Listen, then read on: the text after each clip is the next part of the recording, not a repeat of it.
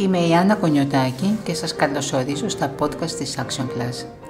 Εδώ και αρκετούς μήνες συνεργαζόμαστε με το Αριστοτέλειο Πανεπιστήμιο Θεσσαλονίκης για να σχεδιάσουμε μια σειρά από φιλοσοφικά εργαστήρια με σκοπό τη γνωριμία του κοινού με το έργο του Αριστοτέλη. Η εκπομπή αυτή ανήκει σε αυτό τον κύκλο. Στο podcast αυτό μιλάμε για αστρονομία από την πλευρά του Αριστοτέλη, έχοντας μαζί μας τον καθηγητή φιλοσοφίας κύριο Βασίλη Κάλφα, έναν από τους καλύτερους γνώστες του αριστοτελικού έργου σε παγκόσμιο επίπεδο. Κύριε Κάλφα, καλώς ήρθατε στα podcast της Action Plus. Είναι μεγάλη χαρά που είστε μαζί μας για άλλη μια φορά στο ταξίδι αυτό γνωριμίας με το μεγάλο φιλόσοφο. Και εγώ χαίρομαι που είμαι ξανά μαζί σας. Αστρονομία και Αριστοτέλης λοιπόν, κύριε Κάλφα. Ξέρουμε ότι η προσπάθεια κατανόησης του σύμπαντος ξεκινά από πολύ παλιά. Άρα ο Αριστοτέλης του 4ου αιώνα π.Χ. πώς τοποθετείται σε αυτό το συνεχές και ποια η συμβολή του? Όντως, ίσως όχι η αστρονομία ως επιστήμη, αλλά η ανάλυση, η μελέτη του ουρανού, των φαινομένων δηλαδή του ουρανού, ήδη υπάρχει από τις απαρχές της προσοκρατικής σκέψης και με τον ΑΒ τρόπο, άλλοτε με καλύτερο, άλλοτε με λιγότερο καλό, απασχολεί όλους τους φιλοσόφους του 6ου, του 5ου και μέχρι την εποχή του Αριστοτέλη. Δεν θα έλεγα ότι υπάρχει αναπτυγμένη επιστήμη της αστρονομίας, ενώ αργότερα υπήρξε, στα πρώτα βήματα της φιλοσοφικής σκέψης. Οι Έλληνες μάλλον ήταν κακοί παρατηρητές, θα έλεγα. Ίσως όπου έχεις καλή θεωρία, έχεις κακή παρατήρηση. Για παράδειγμα, και είναι πολύ ενδιαφέρουσα η αντίστοιξη, ξέρουμε ότι οι Βαβυλώνοι και οι Αιγύπτιοι, αλλά κυρίως οι Βαβυλώνοι, έχουν μια παράδοση αστρονομική η οποία πηγαίνει πολύ παλιά.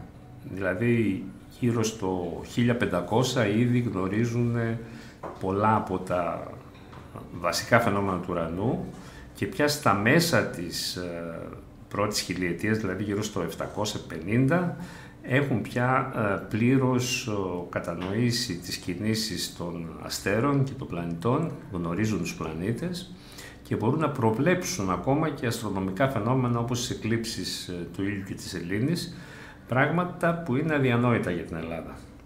Επίσης από την Βαβυλωνία έρχεται τελικά στην Ελλάδα με τις κατακτήσεις του Μεγάλου Αλεξάνδρου και όλο αυτό το αστρονομικό υλικό που δίνει τεράστια όθηση στα ελληνιστικά χρόνια πια μετά τον Αριστοτέλη στο να αναπτυχθεί η αρχαιοελληνική αστρονομία, η οποία, αν το σκεφτεί κανείς, είναι η μόνη εμπειρική επιστήμη που έχουμε από την αρχαιότητα. Έχουμε φιλοσοφία, έχουμε μαθηματικά, δεν έχουμε όμως φυσική, χημεία, βιολογία σε επίπεδο επιστήμης, αλλά απλώς κάποιες βασικές αναλύσεις. Η αστρονομία όμως, όπως ολοκληρώνεται περίπου το 2ο αιώνα μετά Χριστόν, δηλαδή μέσα στους 3 αιώνες περίπου που οι Έλληνες ασχολούνται συστηματικά με την αστρονομία, φτάνει σε ένα επίπεδο που θα ξεπεραστεί πια το 17ο αιώνα. Ακόμα και ο Κοπέρνικος, δηλαδή, που θεωρείται ότι έχει ανατρέψει την γεωκεντρική αστρονομία, και όντως η ελληνική αστρονομία είναι γεωκεντρική, στην ουσία δεν είναι σε υψηλότερο επίπεδο από τον Πτολεμαίο, ας πούμε, που είναι Έλληνας αστρονόμος του 2ου αιώνα, είναι σε ίδιο επίπεδο, δηλαδή χρειάστηκαν δηλαδή να φτάσουν στο 16ο αιώνα για να φτάσει η Δύση στο επίπεδο που είχε φτάσει η Ελλάδα στη μελέτη των φαινομένων του ουρανού μετά τα ελληνιστικά χρόνια. Η αστρονομία λοιπόν αρχίζει να αναπτύσσεται στην Ελλάδα όταν γίνεται γνωστή η ύπαρξη των πλανητών. Αυτό είναι το βασικό αστρονομικό φαινόμενο, αν θέλετε και η βασική ανομαλία που παρουσιάζει ο ουρανός. Οι Έλληνες δεν έχουν αστρική θρησκεία, δηλαδή δεν λατρεύουν τα αστέρια, σε αντίθεση με τους Βαβυλωνίους, και αυτό ίσως εξηγεί γιατί ήταν τόσο πιο μπροστά οι Βαβυλώνιοι από τους Έλληνες, γιατί πραγματικά οι θεοί τους ήταν αστρικοί. Δεν έχουν αστρική θρησκεία, αλλά ωστόσο έχουν μια μεγάλη υπόλοιψη, έχουν σε μεγάλη υπόλοιψη των ουρανών, θεωρούν ότι είναι ένα πεδίο τελειότητας, ένα πεδίο τακτικής παρουσίας φαινομένων και στην ουσία είναι και το ημερολόγιο και το ρολόι του απλού ανθρώπου είτε θέλει να καθορίσει το πότε θα σπείρει και πότε θα θερήσει, είτε θέλει να κινηθεί σε ένα πλοίο μέσα σε μια φουρτουνιασμένη θάλασσα που δεν ξέρει που βρίσκεται, από που έχει ξεκινήσει και που θέλει να πάει, είτε θέλει να καθορίσει την κοινωνική του ζωή. Και η Αθήνα, σκεφτείτε, ήταν μια πολυάνθρωπη πόλη, ίσως το αντίστοιχο των μεγάλων πρωτευουσών των σημερινών. Η Αθήνα είχε φτάσει σε ένα πληθυσμό 500.000 κατοίκων, που ήταν σαφώς η μεγαλύτερη πόλη του κόσμου την εποχή εκείνη, και έχοντας μια αρκετά πολύπλοκη κοινωνική οργάνωση και πολιτική δομή. Σκεφτείτε ότι ο κόσμος όλη μέρα είναι είτε στη Βουλή, είτε στα δικαστήρια, είτε στα θέατρα κτλ. Είναι δύσκολο να τα κάνεις όλα αυτά, και όμως γινόταν χωρίς ημερολόγιο. Λοιπόν, το ημερολόγιο περίμεναν να το βρουν οι αστρονόμοι, όπως γίνεται σε όλο τον κόσμο και μέχρι το 18ο περίπου αιώνα στην Ευρώπη.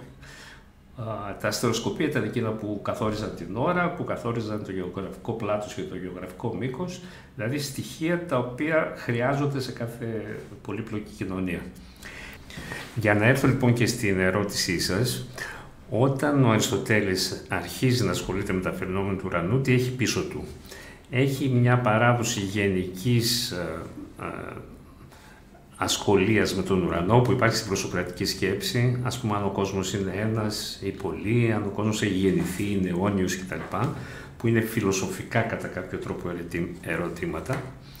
Έχει όμως και μια γενιά πριν από αυτόν, στην ουσία τη γενιά του Πλάτωνα, που δίπλα στον Πλάτωνα και μέσα στην Ακαδημία την Πλατωνική έχουν αρχίσει να μαζεύονται, και τελικά από πλατωνικό κύκλο εξελίχθηκε η αστρονομία.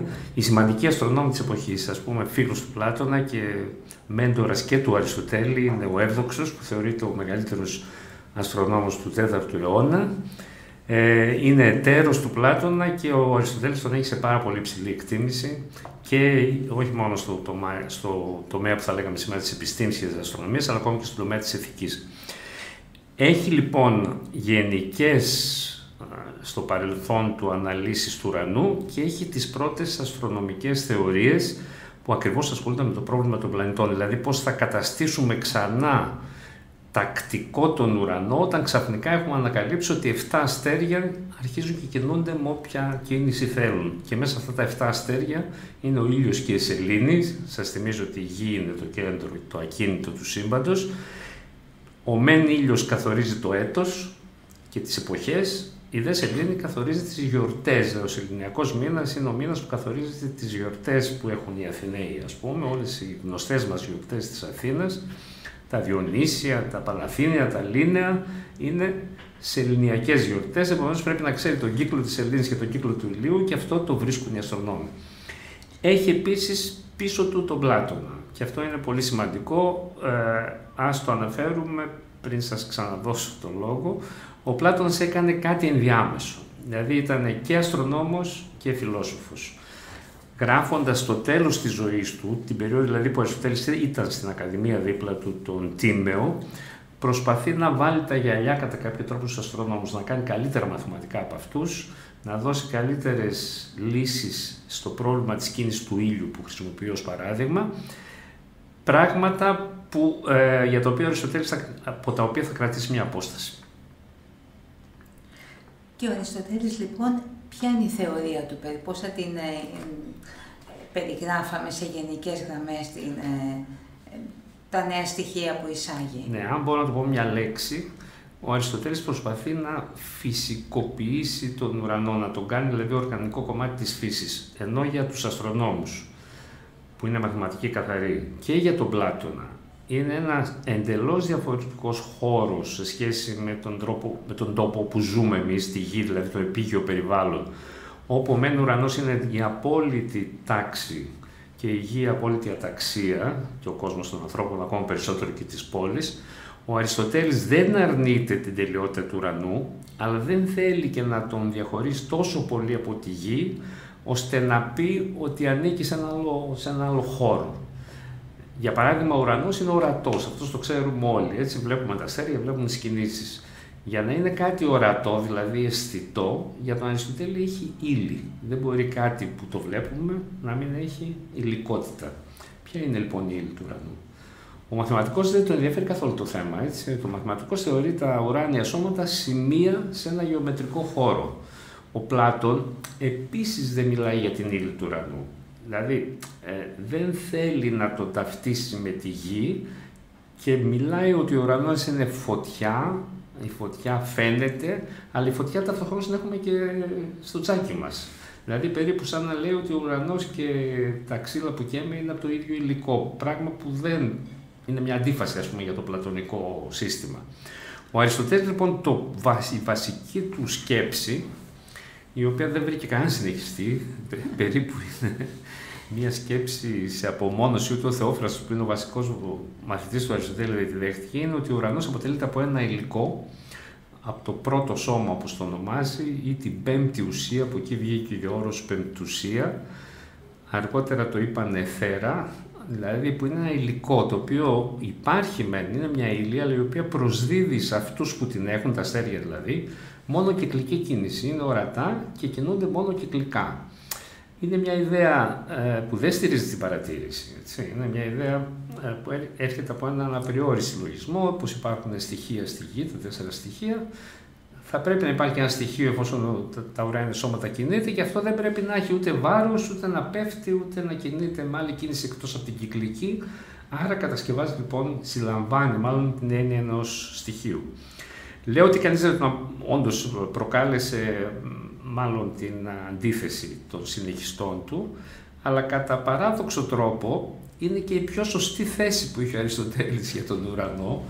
Αν σκεφτεί κανείς όλη τη συζήτηση που γίνεται το 17ο αιώνα για τον εθέρα και αν υπάρχει, πώς μεταδίδονται τα κύματα, υπάρχει μια τεράστια διαμάχη το 18ο-19ο αιώνα για το αν είναι υπαρκτός ο εθέρας ή όχι, γιατί θέλει ένα μέσο τα κύματα, τα ηλεκτρομαγνητικά, ας πούμε, τα φωτεινά κύματα για να μεταδοθούν.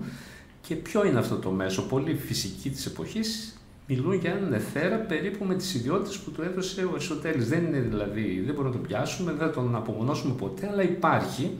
Άρα είναι μια προδρομική, θα έλεγε κανείς, ιδέα, η οποία δεν θα το φανταζόταν ποτέ ο Αριστοτέλης ότι θα βρίσκει τέτοια συνέχεια. Ο ίδιος αυτό που ήθελε είναι να αρχίσει να μιλάει για τον ουρανό σαν να είναι ένα κομμάτι της φυσικής πραγματικότητας. Άρα τα άστρα είναι υλικές οντότητες, άρα τα άστρα είναι προσδεδεμένα σε κάποιες σφαίρες, άρα μιλάει με έναν τρόπο που ένας μαθηματικός ή ο Πλάτωνας δεν θα το έκαναν. Και έχει την σύνεση, και αυτό δείχνει κάτι για τον Αριστοτέλη, να πει: εγώ δεν είμαι αστρονόμος, δεν κάνω αστρονομία. Στην ουσία αυτό που κάνω εγώ, μιλήσαμε για αστρονομία, αλλά στην πραγματικότητα είναι κοσμολογία ή αστροφυσική, θα το λέγαμε σήμερα. Οι αστρονόμοι θα κάνουν την αστρονομία, δηλαδή είναι κομμάτι των μαθηματικών. Δεν θα έρθω εγώ να τους πω τι θα κάνουν αυτοί. Και μάλιστα αποδέχομαι απολύτως τα πορίσματά τους. Πόσες σφαίρες υπάρχουν στον ουρανό, πώς είναι οι πλανήτες. Αν μου λέγανε οι αστρονόμοι ότι βρήκαν κι άλλο πλανήτη, όπως έγινε αργότερα με τον Ποσειδώνα ή τον ουρανό, θα το δεχόταν άνετα ο Αριστοτέλης. Δεν είναι καν λόγο να πει ότι αυτοί μόνο οι πλανήτες υπάρχουν. Αν του λέγανε ότι οι πλανήτες δεν κινούνται σε σφαίρες όπως έγινε στην αστρονομία, αλλά σε κύκλους και επικύκλους και κύκλους πάνω στον κύκλο, θα το δεχόταν. Αυτό δείχνει, νομίζω, κάτι για την επιστημονική ταυτότητα του Αριστοτέλη. Εγώ μιλάω σαν φυσικός. Ο φυσικός δεν ασχολείται με περιγραφές, αλλά με αιτίες. Προσπαθώ να δώσω αιτίες. Αυτός που περιγράφει τα γεγονότα δεν είμαι εγώ. Είναι αυτός, συγκεκριμένη περίπτωση για την αστρονομία, είναι ο μαθηματικός. Θα το πάρω και θα προχωρήσω. Άρα δείχνει και μια, για πρώτη φορά θα λέει κανείς, διάκριση των επιστημών, μια κατανομή των επιστημών. Δεν μπορεί ο ίδιος άνθρωπος να κάνει τα πάντα. Και παρότι ο Αριστοτέλης είναι ο κατεξοχήν εγκυκλοπαιδιστής, λέμε, ότι ασχολήθηκε με τα πάντα, υπάρχουν κάποιοι τομείς με τους οποίους δεν ασχολήθηκε. Τα μαθηματικά, ας πούμε, και η αστρονομία είναι ένας τέτοιος τομέας. Η ιατρική είναι ένας άλλος τομέας τέτοιος. Γιατί αναγνώριζε σε κάποιους άλλους την ιστορία και την πείρα που έχουν στον συγκεκριμένο τομέα και επομένως μπορούσε να μιλήσει μόνο για αυτά τα οποία έλεγε.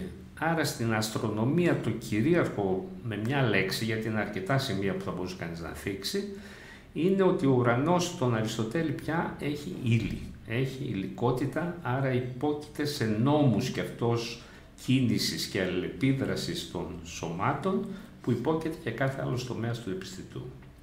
Άρα θα μπορούσαμε να πούμε ότι η κληρονομιά του Αριστοτέλη όσον αφορά την αστρονομία ή τις φυσικές επιστήμες είναι ακριβώς η προσέγγιση της σκέψης πάνω στο πώς προσεγγίζουμε.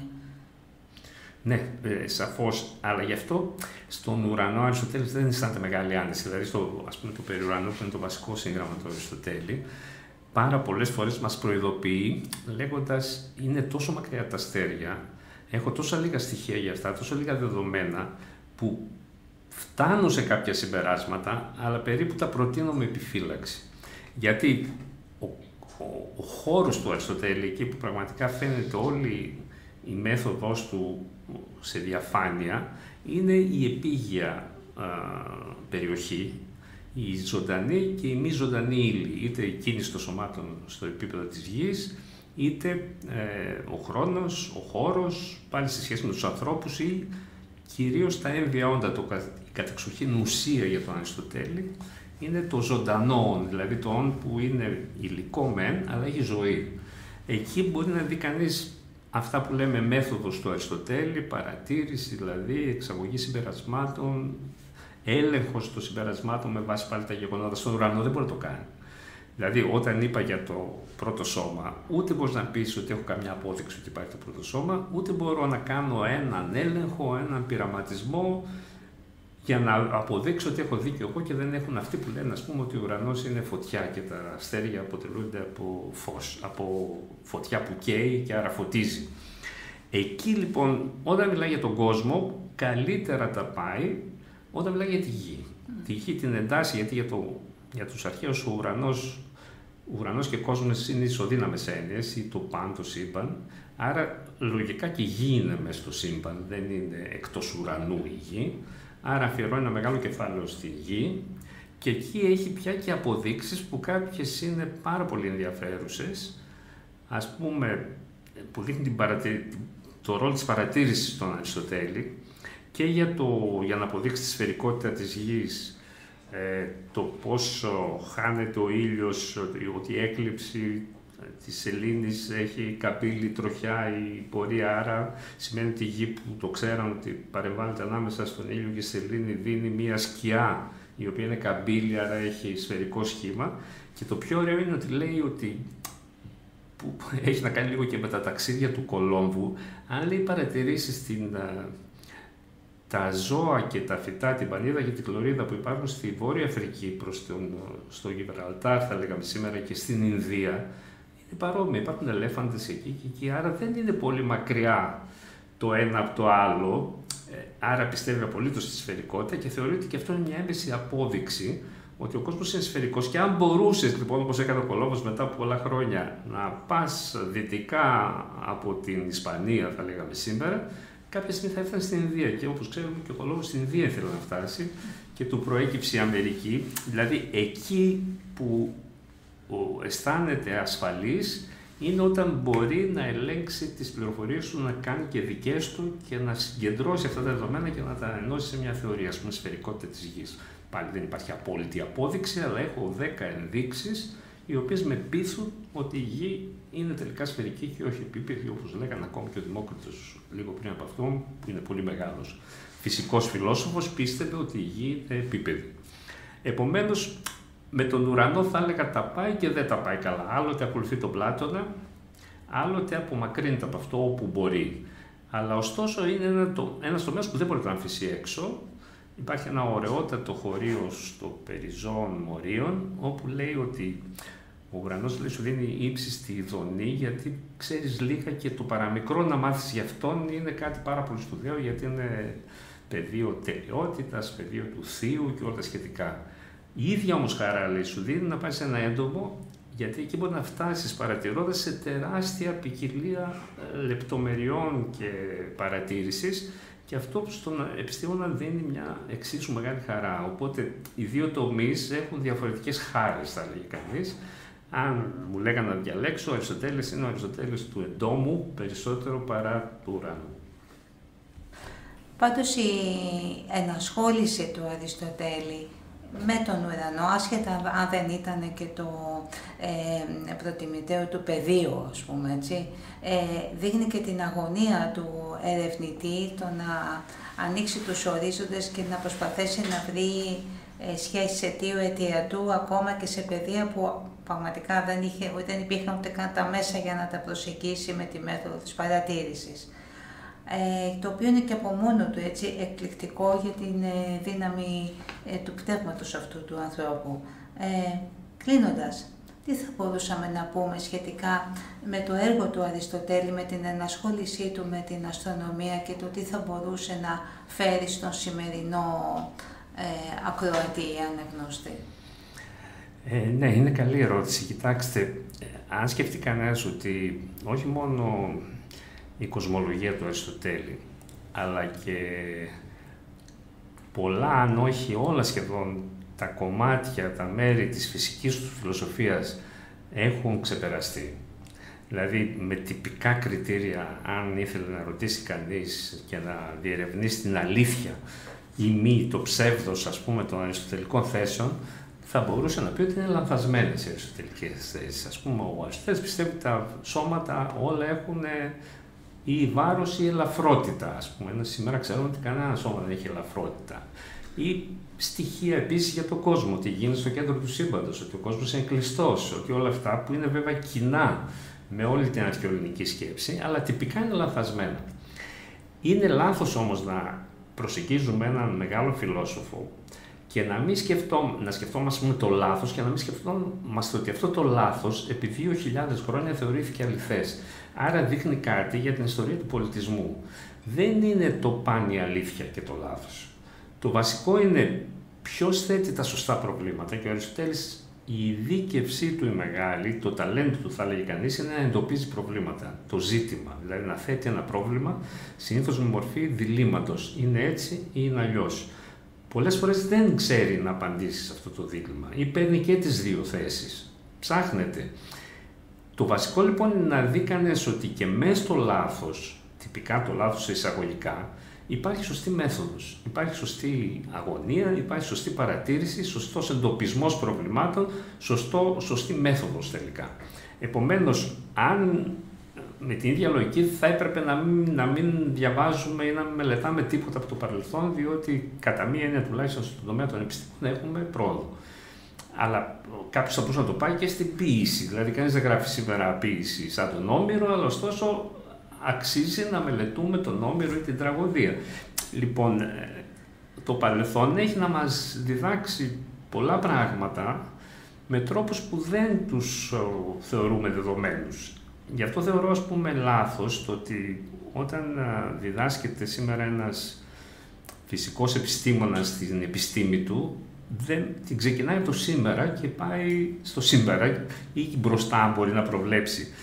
Το χθες δεν τον ενδιαφέρει καθόλου. Δηλαδή είναι πολύ σημαντικό να καταλάβει κανείς την περιπέτεια από την οποία πέρασε η σκέψη, που είναι η ίδια η ανθρώπινη περιπέτεια. Είναι η περιπέτεια που πέρασε στις τέχνες, η περιπέτεια που πέρασε στις ηθικές αξίες. Αυτά έχουν σημασία για να καταλάβουμε ποιοι είμαστε σήμερα. Και με αυτή την έννοια, εφόσον μας ενδιαφέρει η σκέψη και τι είναι σήμερα επιστήμη, αλήθεια και όλα τα σχετικά, νομίζω ότι ο Αριστοτέλης είναι ένας κρίκος απαραίτητος σε αυτή τη διαδικασία της σκέψης. Και μάλλον ένας πολύ σημαντικός κρίκος, γιατί και στις διάφορες συζητήσεις που κάνουμε για τη συμβολή του Αριστοτέλη σε διάφορα πεδία της γνώσης, βρίσκουμε ότι για επί σειρά αιώνων η σκέψη του δεν είχε μπει σε ερώτημα, δεν είχε καταρριφθεί, και το γεγονός ότι καταρρίπτεται βέβαια αυτή είναι και η πορεία της γνώσης και της επιστήμης. Και χωρίς να χάνει αυτό που έλεγα, την επαφή με το κοινό νου. Και σήμερα λέμε ο ήλιος ανατέλει, δεν θα πει κανένας. Ξέρετε, άρχισε η γη να γυρίζει γύρω από τον άξονά της και γι' αυτό φάνηκε ο ακίνητος ήλιος. Έτσι πάλι ο ήλιος ανατέλει και δει. Πάρα πολλά στοιχεία λέμε ο καπνός ανεβαίνει και δεν πέφτει. Δηλαδή αυτό το σύμπαν το αριστοτελικό που τυπικά δεν είναι σωστό με τους όρους φυσικής, είναι το σύμπαν της μέσης εμπειρίας. Έτσι μιλάμε σήμερα, έτσι. Δηλαδή, ζούμε κατά κάποιο τρόπο στην καθημερινή μας ζωή και ειδικά ο απλός άνθρωπος που δεν έχει πάρει ειδική μόρφωση, σε ένα αριστοτελικό σύμπαν ακόμα. Άρα να πεις ότι είναι λάθος, μπορεί να το πει ο Νεύτωνας και ο Αϊνστάιν ή αυτοί που έχουν σπουδάσει, αλλά ο μέσος άνθρωπος, αν του πεις ότι ξέρεις, η Δύση είναι εκεί που δει ο ήλιος και η Ανατολή, εκεί που ανατέλει ο ήλιος, θα σου πει μια χαρά τα λες. Θα συμφωνήσει μια χαρά. Οπότε κοντά είμαστε, δηλαδή. Δεν είμαστε πολύ μακριά από τον Αριστοτέλη. Να σας ευχαριστήσω πάρα πολύ που ήσασταν μαζί μας και για τη συζήτηση που κάνουμε. Είναι πάντα μεγάλη χαρά να σας ακούμε και να ακουμπάμε λίγο με τη βοήθειά σας το έργο αυτού του τεράστιου στοχαστή. Ευχαριστούμε πολύ. Και εγώ σας ευχαριστώ. Να είστε καλά. Αν θέλετε να μάθετε περισσότερα για τα φιλοσοφικά εργαστήρια της Action Plus, επισκεφτείτε τη σελίδα μας www.actionmeseapavlaplus.gr. Τα φιλοσοφικά εργαστήρια υλοποιήθηκαν με τη συγχρηματοδότηση της Ελλάδας και της Ευρωπαϊκής Ένωσης.